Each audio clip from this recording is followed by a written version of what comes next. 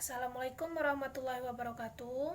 Perkenalkan saya Marliani Fatima Luo, NIM 180311183. Saya dari Prodi Pendidikan Biologi 2018, jurusan Biologi dari Fakultas Matematika dan Ilmu Pengetahuan Alam Universitas Negeri Padang. Nah, kali ini saya akan menjelaskan tentang apa itu fotosintesis, di mana fotosintesis merupakan salah satu materi perkuliahan saya ialah fisiologi tumbuhan. Nah, fotosintesis ini merupakan submateri daripada metabolisme yang bertipe anabolisme. Fotosintesis ini dia itu terdiri atas dua kata, ialah foto dan sintesis. Foto itu ialah cahaya, dan sintesis adalah suatu pembentukan.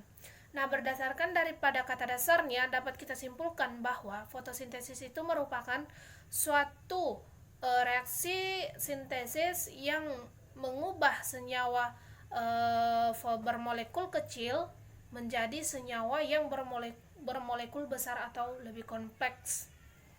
Nah, di dalam fotosintesis ini dia itu memiliki beberapa komponen. Di antaranya pertama ialah adanya suatu CO2. CO2 ini itu diambil dari udara lewat stomata. Kemudian adanya suatu H2O, di mana H2O ini diambil daripada tanah melalui xilem. Kemudian dibantu dengan cahaya matahari dan juga klorofil yang nantinya proses tersebut akan menghasilkan suatu karbohidrat.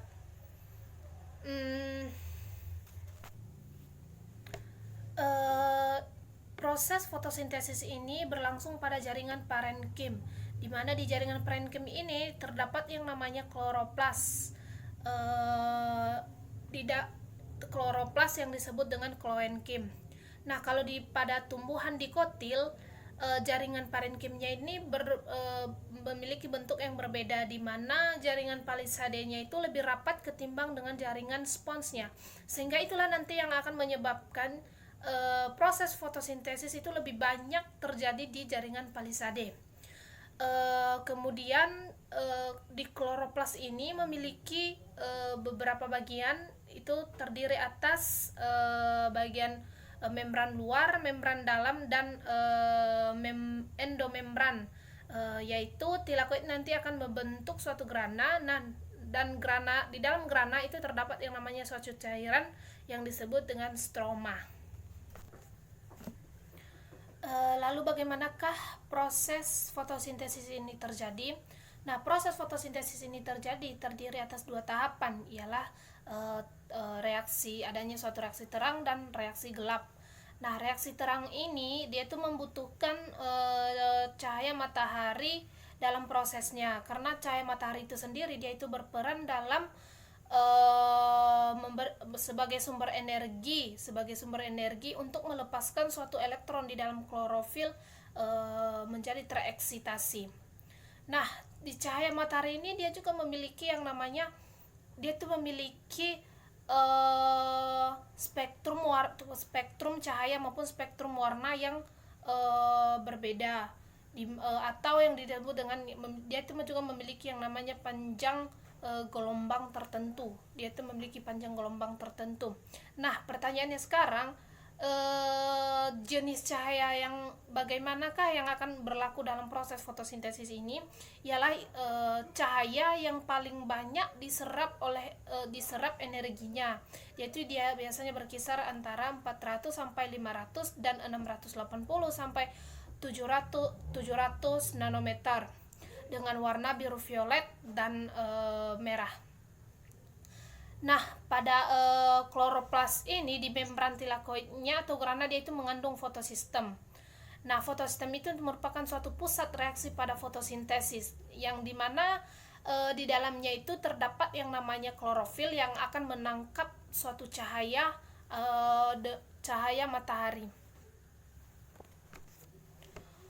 Fotosistem ini terdiri atas dua macam, ialah fotosistem 1 dan fotosistem 2. Fotosistem 1 ini dia itu memiliki kemampuan untuk menangkap suatu gelombang daripada cahaya itu sebesar 700 nanometer. Sedangkan untuk fotosistem kedua, dia itu memiliki kemampuan menangkap cahaya sebesar 680 nanometer. Nah, pada proses fotosintesis atau proses penangkapan suatu cahaya, energi cahaya yang diserap tadi itu nanti akan menyebabkan elektron tersebut terlepas daripada asalnya, dan kemudian dia nanti akan melalui dua lintasan, ialah lintasan siklik dan lintasan non siklik. Nah, kalau lintasan siklik ini itu lintasan elektron yang dimulai dari panjang gelombang 700 dan akan nantinya kembali ke asalnya lagi ke panjang gelombang 700. Nah, adapun tahapan lintasannya tersebut itu di mana saat cahaya tiba pada fotosistem 1 atau P700, dia akan melepaskan elektron, dan kemudian elektron tersebut nanti akan diterima di reseptor primer, dan yang akan kemudian nanti akan dibawa melalui serangkaian protein pembawa, dan kemudian protein pembawa kembali melepaskan elektronnya kembali, dan sehingga akan membentuk yang namanya ATP. Nah, kemudian ada yang namanya lintasan non siklik. Kalau lintasan non siklik ini itu dimulai dari panjang gelombang 680, dan elektron nanti akan mengisi atau menggantikan fotosistem 1, artinya tidak akan kembali ke fotosistem 2 lagi, tetapi dia kembali ke fotosistem 1 atau disebut dengan non siklik.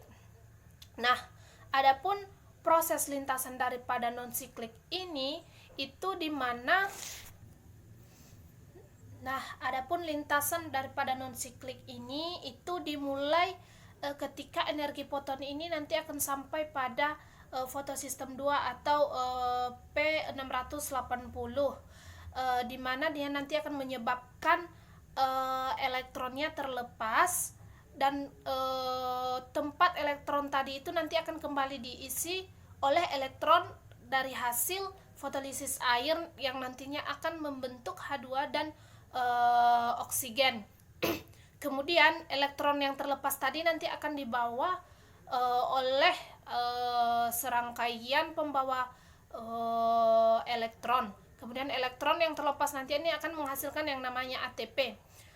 Sementara di fotosistem 1, ini juga nanti elektronnya akan terlepas. Itu disebabkan oleh pengaruh energi cahaya matahari.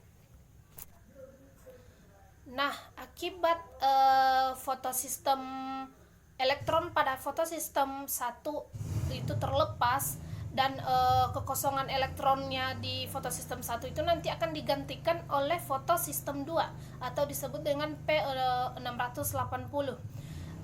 Kemudian elektron yang terlepas tadi dari fotosistem 1, dia itu nanti akan diterima oleh NADP. Setelah diterima oleh NADP nanti akan membentuk yang namanya NADPH2, dan sebagai kesimpulan dari semuanya nanti akan membentuk yang namanya atau menghasilkan yang namanya ATP, NADPH2 dan oksigen. Nah, adapun perbedaan daripada fosforilasi siklik dan non siklik ini, di mana kalau dia di siklik itu dia hanya melibatkan yang namanya fotosistem 1, sedangkan kalau di non siklik dia itu melibatkan dua fotosistem, ialah fotosistem 1 dan fotosistem 2. Nah, di siklik ini dia itu cuman menghasilkan ATP, sedangkan di non siklik dia itu menghasilkan 3, ialah ATP, NADPH2 dan oksigen. Nah, kemudian di siklik ini, di fosforilasi siklik ini, dia itu tidak terjadi yang namanya fotolisis air, sedangkan di non siklik terjadi yang namanya fotolisis air. Kemudian ada yang namanya reaksi gelap. Nah, reaksi lain pada proses fotosintesis itu ada reaksi gelap.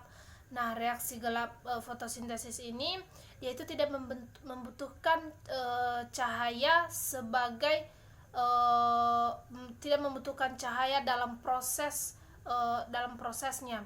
Nah, dia itu memiliki 3 tahapan, ialah terdiri atas tahapan fiksasi, tahapan reduksi, dan tahapan regenerasi. Di tahapan fiksasi ini dia itu nanti akan mengikat CO2 dan ribulosa bifosfat dengan bantuan enzim rubisco, sehingga nantinya akan membentuk 12 fosfat gliserol. Nah, tahap selanjutnya itu ada tahap reduksi. Nah, di tahap reduksi ini terjadi pengubahan fosfat gliserol menjadi fosfat gliseraldehid, sehingga dengan bantuan ATP dan NADPH2, sehingga nantinya akan membentuk 12 fosfat gliserol. Nah, dari 12 fosfat gliserol yang bermolekul 3 ini, nanti cuma 2 yang akan membentuk satu molekul glukosa. Nah, tahap selanjutnya itu ada tahap regenerasi. Di tahap regenerasi ini itu ialah dinamakan pembentukan kembali ribulosa bifosfat yang akan digunakan mengikat kembali CO2 tersebut dalam siklus Kelvin.